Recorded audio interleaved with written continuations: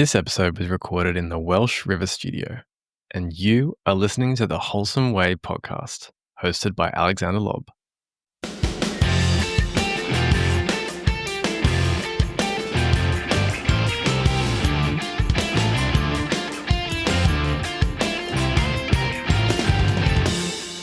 Hey, you, and welcome back to the Wholesome Way podcast. You are tuning in to another solo episode. And today I wanted to talk to you about something incredibly transformative and pivotal that I've been delving into this year. It's come up a few times in previous episodes with my guests, so I wanted to break it down and examine it with you a little bit more. It's early days, but this idea is truly changing the whole trajectory of my life. I feel like I've done a full 180, and I wanted to share this with you because I think you'll find something insightful and practical for yourself. And you've probably heard about this before. A word of warning though, by the end of this episode, your perspective on your life is likely going to change forever. And it may set you down a path to becoming a magnificent version of you that you never thought possible. The power of self-reflection. It's a simple idea, I know you've probably heard it before, but take a minute to ask yourself this. When was the last time you took out a pen and paper and wrote down how you're feeling about your life? Have you ever done that before? Have you done that more than once or twice? It's more likely that you've been talking to people about your feelings, your life, your desires, your problems, and that's fantastic. We often feel great about talking about these things and having some feedback, from our good mates, our parents, our siblings. But if it's not on paper, in writing, it's likely to get lost and forgotten in all of our trains of thought, especially in these modern times when our lives are getting busier and busier as we get older. And then we lapse to the same train of negative thoughts and feelings that we were having before we had that conversation with no real action to move forward, change, and evolve. I always like to begin with a story. When I was 17, my mum gave me this amazing book called The Way of the Peaceful Warrior by Dan Millman. And it was a truly eye-opening book for a 17-year-old guy. It's a story about a college student named Dan living and going to college in Californian University in America. He's a talented gymnast with a seemingly perfect life. He's a talented gymnast. He's got the girl, he's got the grades, he's got a motorbike. But every night he has the same recurring nightmares and a deep sense of emptiness and worry about not amounting to anything in life. One night in the early hours of the morning, on his usual routine run around the campus, he comes across a mysterious and wise old man at a gas station as he's going to buy a bottle of water.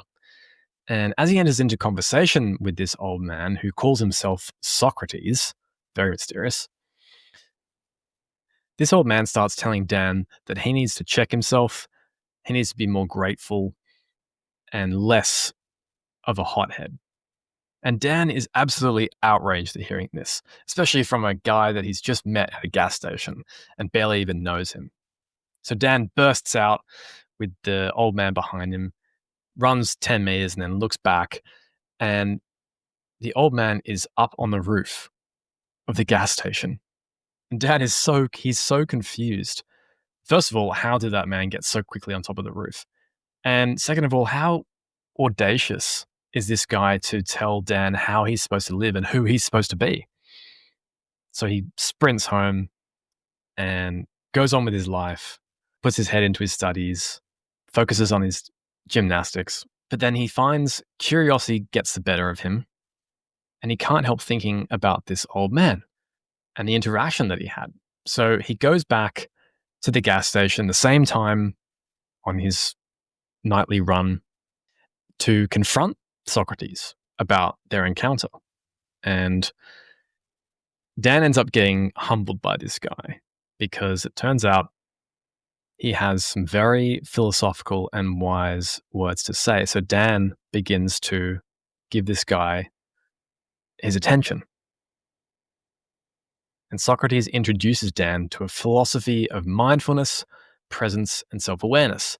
And Dan actually ends up getting a job there at the gas station to learn what this is all about. He's still managing to keep up his gymnast career, focus on his studies, and learn from this new mentor and teacher of his, Socrates. One day he wins a big championship with his team in gymnastics, and he gets onto his bike afterwards and he's riding through the streets full of joy and happiness when suddenly a car comes in front of him. He runs into it, flips over the top, and badly breaks his leg. And it forces him to confront his physical and mental limitations, but also his mortality. And so from that moment, Socrates encourages him and guides him through his recovery and through his struggles to getting back on his feet in his gymnastics, but also working on himself at the same time and becoming more humble, more self-aware, and more present and mindful on this journey of self-discovery. And he learns to overcome fear, attachment, especially to his gymnastics career, and the illusion of self. The reason I'm telling you this is because all of these things that Dan learnt through his story in the book relate to self-reflection. And there's a pivotal point in the middle of the story where Dan has a vision, a very vivid vision of himself up on the bell tower in his college campus, standing and confronting his older self before the accident. The arrogant gymnast who lives a perfect life and everyone loves him. And they are engaged in an argument, telling each other how it should be, how they should live their lives. And his older self becomes very angry and they get into a scuffle at the top of this bell tower. And Dan, the newer Dan, who's learnt from Socrates, ends up pushing his older self off the bell tower down below. And he metaphorically dies. And so this point was where Dan let his older self go. Everything that happened to him in the past, everything he thought he was, everything he thought he knew, and he pushed it aside and it died so that he could move forward to become more mindful, more present, and master himself in his daily life to live with intention and peace. And there are so many more lessons in this true story from Dan Millman's life, and I would definitely recommend it if you're really starting to look within yourself about what you've experienced, what's happened to you in the past in order to let go and move forward. Definitely give it a read. So, what is self-reflection? Well, self-reflection is the process of looking inward to examine your own thoughts, your feelings, and behaviors to gain a deeper understanding of yourself. It's a way to check in on how you're going, what's been happening recently, what's happened to you in the past, and what's coming next. It's processing the mistakes you've made, the challenges you've faced, the lessons you've learned, but also giving yourself credit for what you've achieved and what you've accomplished. Some of us are very critical of ourselves, me included.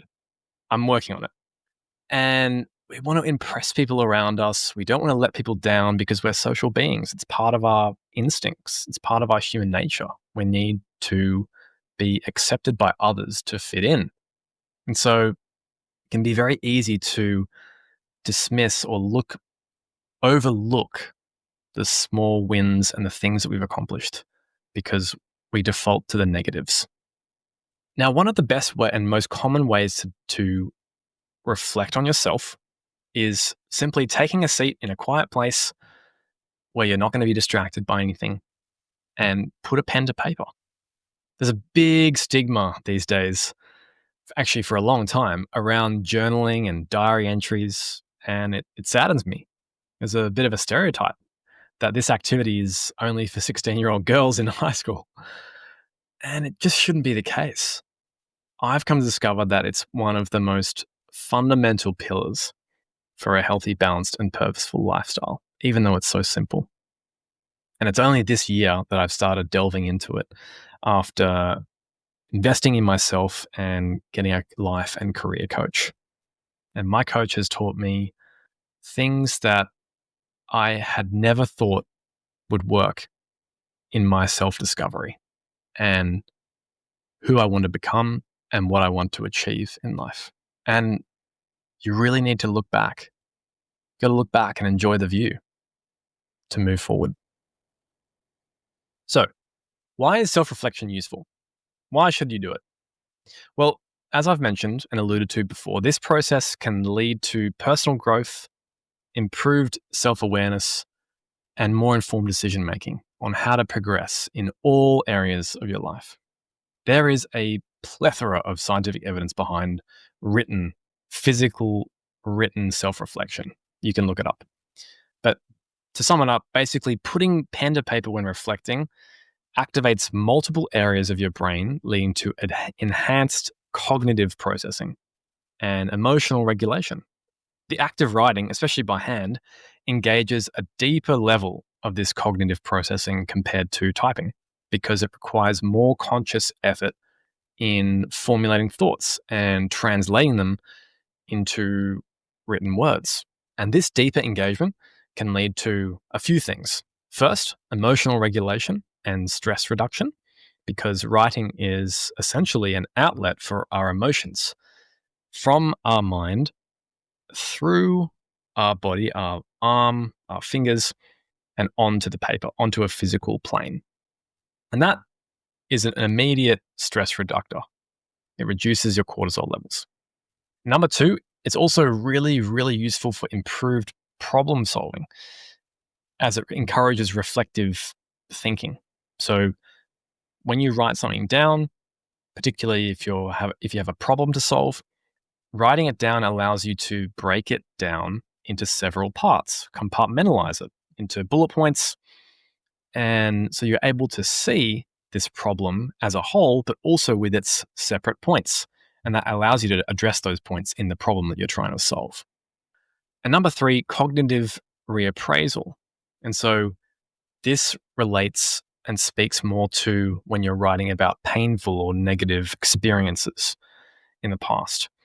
And what writing essentially allows you to do when you're thinking about these painful experiences is you're forcing yourself to put emotions into words. And that can lead to a whole different interpretation and reframing of those experiences, which just allows you to process it in a different way that your mind would otherwise. I recently decided to quit my job through the guidance of my life and career coach because I've always known that I was never going to work for a company in the long term. I've always wanted to be my own boss, an entrepreneur, a creator. And when I quit my job a few months ago, I found myself not being able to let go completely of my job and my whole corporate career for over 5 years. I found myself thinking about the people that I was working with because I'm a people person and I care about people. And I was really finding that it was stopping me from making the next step to actually creating this podcast and making a plan on what I was going to do with it. And so my life coach took me through this exercise of essentially a review, a reflection of my career. She took me through these questions to ask myself, what were your biggest challenges during your career? What were your biggest accomplishments? Who did you enjoy working with the most? Was it a client, fellow colleague? And who were you most grateful for in your career? And as I was answering these questions, it came to me. I couldn't let go because I hadn't said goodbye to a couple of my mentors who had really helped me in my previous job because I'd forgotten to just send them a message in all the hullabaloo of finishing up and wrapping up my job. And I realized at that moment, that was it. I wanted to show my gratitude. I wanted to tell this person, thank you for everything you've done for me. This guy's name was Stevie, and he was a true mentor for me. He was actually on a different team to me, but we worked quite closely. And he was just a fantastic, jovial, incredibly kind and generous person. He really helped me adjust to that company that I was working for, not only from a professional work responsibilities standpoint, but also just making me feel welcome in the company, especially in a remote environment. And so after that call with my career coach, I decided that I was going to send Stevie a message to tell him how grateful I was and sorry for not saying goodbye properly before I left, and really just making it known to him that I was grateful for our friendship during my time at the company and thanking him for all the mentoring and education that he gave me during that time. And that truly allowed me to let go of my corporate career, especially that job, because ultimately it was holding me back from moving on. And just asking myself those reflective questions, it was only a couple, only 4 questions. I was able to come to that realization and move forward. Now, you might be thinking, yes, I'd love to do that. Where do I start? Well, I've got a few things, about 3 things that you can do to start this practice of self reflection. So, number 1, just put pen to paper and start writing. Don't think about it too much. I struggle with this a lot, being a perfectionist. I want to make sure I'm writing very neatly and that my words make sense, but use a pencil, grab a rubber if it helps. That's what I do. And just let your thoughts and feelings flow onto the paper about whatever you're thinking that's bringing you down, or maybe that you just want to get off your chest. Could be about people you've been interacting recently, interactions, experiences, objects, anything you want. Don't hold back. Maybe you had an unsavory encounter with someone at work and you're not feeling great about it. Maybe a random person said something to you as you walked past them that made you feel uncomfortable at the shops. Or maybe you just don't like the neighborhood you're living in right now and you want to write a bit about it. You want to unleash your thoughts. In one of my previous jobs back in Sydney in Australia, I had this one customer who was quite demanding and very nasty. And I made the mistake of giving my personal number to all my clients because the company I was working for at the time didn't have the funds for a virtual company number or a company mobile. And this customer was so frustrated with our product that he would actually call and text me outside of hours any time. Could be on a Friday. Could be on a Friday night, a Saturday night, a Sunday morning. He had absolutely no filter. Just decided to do that with all his concerns about how our product wasn't working for him. And I remember being out with my mates on a Friday night at about 8 p.m. We were going to axe throwing, which is a cool activity if you haven't done that before. Definitely a great one to get your anger out. If you have any negative or feelings of frustration. And I was getting 10, 20 texts, calls from this customer. He just wouldn't back down. I just ignored it and I told my boss about it, but it kept happening. Out of chance, I was only at the company for another few months for other reasons, but even in my next job, I would see this angry customer's face in my head as I was going to sleep, as I was going through my day, and I would see his angry face because we used to have video calls during work hours.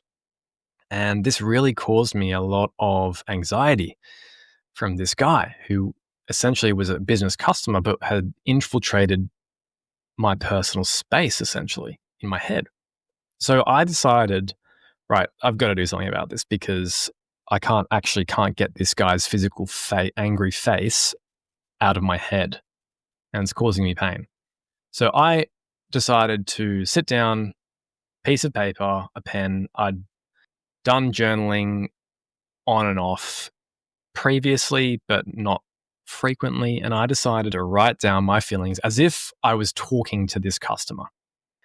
And I wrote down exactly how I was feeling, the thoughts I was having, why he shouldn't have been doing this, and that you're invading my personal space, and that you're causing me this distress, and that I'm not serving you anymore. Therefore, I'm letting go of you.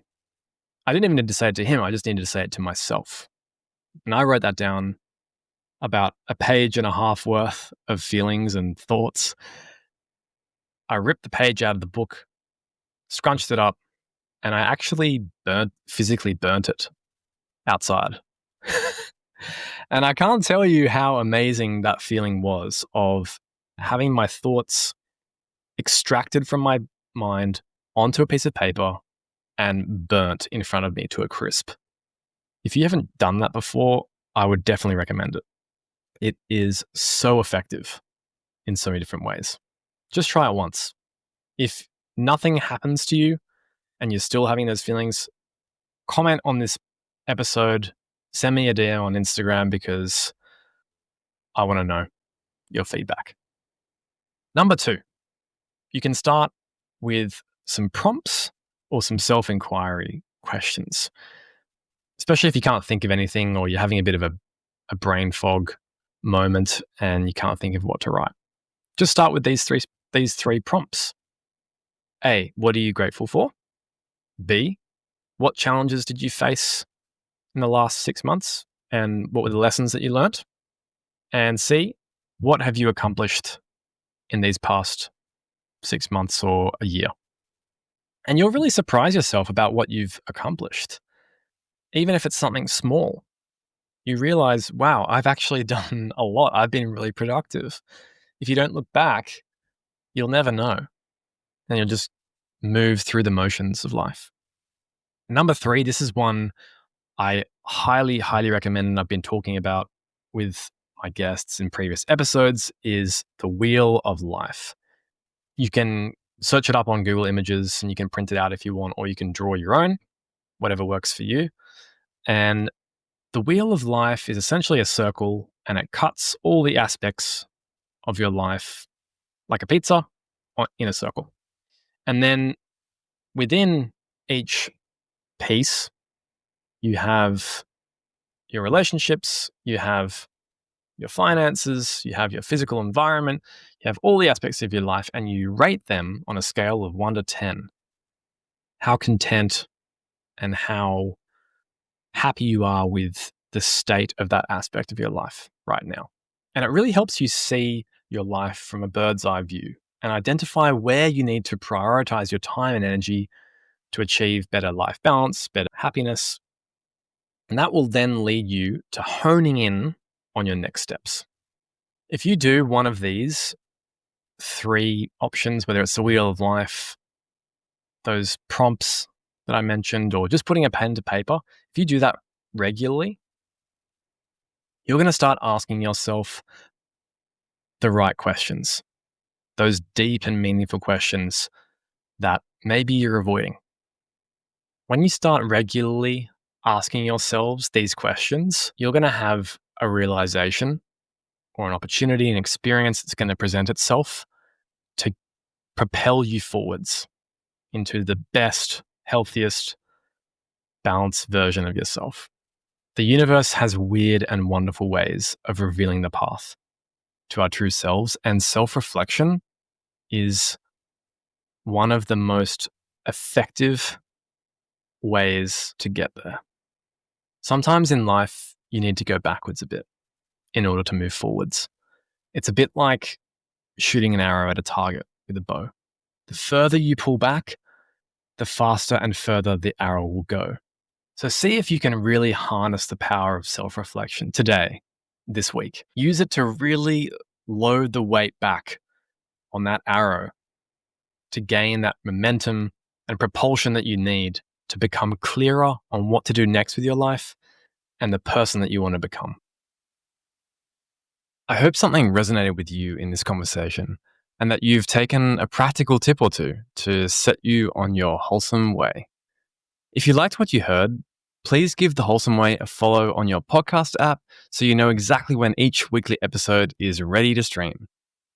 And if you would like to be super generous with helping me grow the podcast, click the share button and send it via an Instagram story, a DM, or a WhatsApp message to someone in your family or close friends who would truly relate with the themes, ideas, and practical tips in this episode. As always, thank you so much for taking the time to listen today and for joining me on this incredible journey. Stay wholesome.